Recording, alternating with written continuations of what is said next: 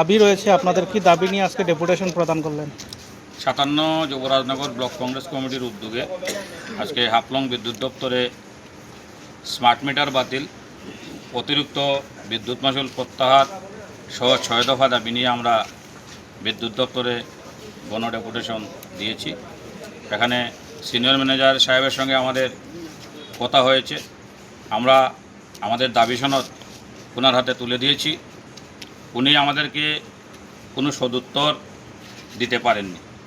ওনাদের কাছে আমাদের প্রশ্ন ছিল যে যুবরাজনগর বিধানসভা এলাকায় অধিকাংশ বাড়িতে জোরপূর্বক পুলিশ নিয়ে গিয়ে ভিজিলেন্স টিম দিয়ে স্মার্ট মিটার বসানো হয়েছে, যা ইলেকট্রিক রেগুলেটিং অ্যাক্টে নেই।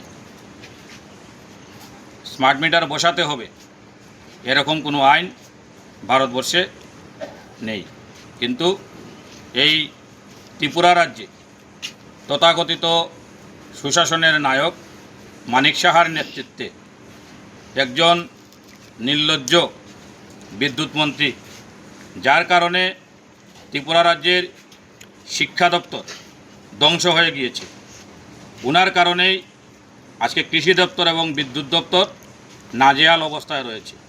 সেই রতনবাবুর নেতৃত্বে সমস্ত রাজ্যে জোরপূর্বক স্মার্ট মিটার বসানো হচ্ছে, যা সম্পূর্ণ বেআইনি। আমাদের দাবি অবিলম্বে সেই স্মার্ট মিটার বাতিল করতে হবে। আমরা দেখতে পেয়েছি স্মার্ট মিটার বসানোর পর থেকে বিলের সঙ্গে কয়েকটি চার্জ জুড়ে দেওয়া হচ্ছে, ফুয়েল চার্জ, ফিক্সড চার্জ, এই মিটার রেন্ট সহ অনেকগুলো চার্জ জুড়ে দেওয়া হয়েছে, যা একজন ইলেকট্রিকের কনজিউমার হিসাবে, গ্রাহক হিসাবে আমরা মেনে নিতে পারছি না। আমরা যদি কোনো দোকানে গিয়ে 1 কেজি আপেলের দাম জিজ্ঞাসা করি, উনি যদি আমাকে বলেন যে 1 কেজি আপেলের দাম 120 টাকা, আমি 1 কেজি আপেল কেনার পর দোকানদার যদি আমাকে বলেন যে এখন আমাকে যে পাল্লা মেপেছি তার টাকা দিতে হবে, আমার দোকানের রেন্ট দিতে হবে, আমার ইলেকট্রিকের চার্জ দিতে হবে, আমার সার্ভিস চার্জ আছে, আমার ক্যারিং চার্জ আছে, আরও 30 টাকা অতিরিক্ত লাগবে, তাকে আমরা দোকানদারকে দিয়ে দেব? এখানে বিদ্যুতের ইউনিট ধার্য করা হয়েছে, তারপরে এই অতিরিক্ত চার্জগুলো কোথা থেকে আসলো আমরা দপ্তরের কাছে জানতে চেয়েছিলাম, কিন্তু দপ্তর আমাদেরকে কোনো সদুত্তর দিতে পারেননি। আমরা দাবি করেছি অবিলম্বে আমাদের এই উত্তরগুলো দিতে হবে এবং যুবরাজনগর বিধানসভা এলাকায় যার যার বাড়িতে জোরপূর্বক স্মার্ট মিটার বসানো হয়েছে সেই স্মার্ট মিটারগুলো তুলে নিয়ে পুরানো মিটার বসিয়ে দিতে হবে। যাদের বাড়িতে পুরানো মিটার রয়েছে অথচ দপ্তর ইচ্ছাকৃতভাবে এই বাড়িগুলিতে বিল প্রদান করছে না, সেই বাড়িগুলিতে অবিলম্বে বিলের ব্যবস্থা করতে হবে এবং দপ্তর মর্জি মাফিক বিল পাঠিয়ে জোরপূর্বক গিয়ে মানুষের বাড়িতে বিদ্যুৎ বিচ্ছিন্ন করে দিচ্ছে, তার সুবন্দোবস্ত করতে হবে। যতক্ষণ আমরা এই উত্তর পাচ্ছি না আমরা হাফলং বিদ্যুৎ অফিস ঘেরাও করে রাখবো। আমরা বলে এসেছি সিনিয়র ম্যানেজার সাহেবকে, উনি বলেছেন উনি ওনার ঊর্ধ্বতন কর্তৃপক্ষের সঙ্গে আলোচনা করছেন। আমরা বলেছি ওনাদেরকে ডাকুন, আমরা যতক্ষণ উত্তর পাবো না আমরা বিদ্যুৎ অফিস ঘেরাও করে রাখবো। আমরা যেমন তার বিভিন্ন সংবাদ মাধ্যমের পাশে এসে তিনি বলেন যে বিদ্যুৎ বিল যে বাড়ছে সেদিকে সরকারের কোনো হাত নেই, প্রাইভেট কোম্পানির হাত, সেই দিকে লক্ষ্য রেখে আপনি কী বলবেন বিদ্যুৎ মন্ত্রীর উদ্দেশ্যে? বলতে হয় ত্রিপুরার যে বিদ্যুৎ মন্ত্রী, ওনার বেল কতখানি আছে ত্রিপুরার মানুষ আজকে জানতে চায়। কারণ আমরা সংবাদ মাধ্যমে যা দেখতে পেয়েছি, উনি প্রথমে যখন বিদ্যুৎ বিল বেড়েছিল উনি বলেছিলেন দিল্লি থেকে বলেছে বিদ্যুৎ বিল বাড়াতে হবে। এখন যখন বাড়লো উনি বলছেন সরকারের কোনো হাত নেই। মিডিয়ায় যদি ওনাকে কোনো প্রশ্ন করে উনি মিডিয়াকে অকথ্য ভাষায় কথাবার্তা বলেন। যদিও আমি ধর্মনগরের কথা বলবো না, সমস্ত দেশে মিডিয়া আজকে এই শাসক দলের কটু কথা শুনে হত অভ্যস্ত হয়ে গেছে, তাই আজকে জাতীয় মিডিয়াকে মানুষ গদি মিডিয়া বলে আখ্যা করছে। তাই রতনবাবুর কথা যেখানেই বলা হবে নিজের লজ্জা হয়, কারণ দুর্ভাগ্যক্রমে উনি কোনোদিন আমাদের জাতীয় কংগ্রেস দল করতেন।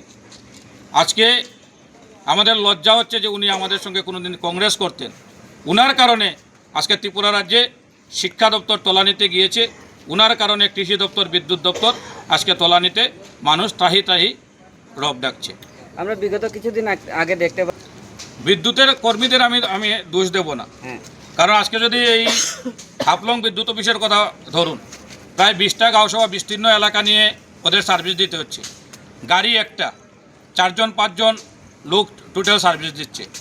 দপ্তর সেখান থেকে কোটি কোটি টাকা কামাই করছে, কিন্তু না স্টাফ রিক্রুট করছে, না গাড়ির ব্যবস্থা করছে।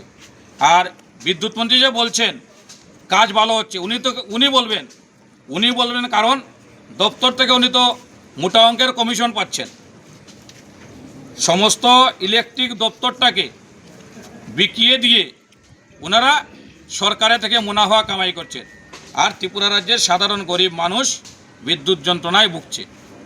যেখান থেকে উনার টাকা কামাই হচ্ছে, উনি তো বলবেন ভালো হচ্ছে। এবং একটা সময় নির্ধারণ করে দেওয়া হয়েছে, যাদের বলা হয় যে বাড়তি বিল রয়েছে 6 মাসের মধ্যে তা বকেয়া বিলটা পরিশোধ করতে হবে গ্রাহকদের। কি বলবেন সেই ব্যাপারে? বিদ্যুৎ বিল বাকি রয়েছে বলতে আমি উনার যে কথাটা শুনেছি, উনি বলেছেন ওনাদের সার্ভার খারাপ ছিল। ওনাদের সার্ভার খারাপ ছিল, তাই যাদের প্রিপেইড মিটারে যারা রিচার্জ করেছিল তাদের বিল বকেয়া রয়ে গেছে। ওরা 6 মাসে অবিলম্বে বর্ধিত বিদ্যুৎ মাশুল প্রত্যাহার করতে হবে, অবিলম্বে স্মার্ট মিটার বাতিল করতে হবে, অবিলম্বে স্মার্ট মিটার বাতিল করতে হবে।